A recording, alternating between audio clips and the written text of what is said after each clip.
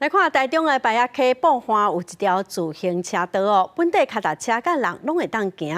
也毋过，市政府最近是设大型的铁架来放广告的看板哦，佮甲楼梯动起来，民意代表是批评市政府带头违法。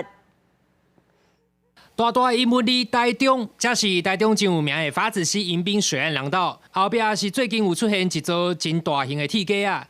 顶悬是挂着市政府宣传台中购物节的电火球啊，斟酌看，规个铁架啊，就放伫咧自行车道顶悬，完全无法度通过。边啊，行人自行车优先的交通号志牌啊，看起来是感觉真靠势。晚上比较危险，因为晚上你没有一个指标哈，如果骑脚踏车哈，没有用电灯的话，用车灯的话还比较危险。 不小心就撞到，会撞到，对。放过，为了方便从那里下去。那自己这样走会不会觉得挺危险？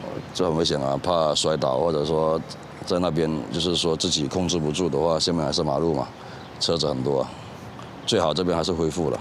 自行车道是伫咧4公尺悬的爆花顶悬，入口的楼梯也扣尿则是互人封死。若是车友经过，就要特别改道。部分的行人要透过爬栏杆才会当入去爆花内底。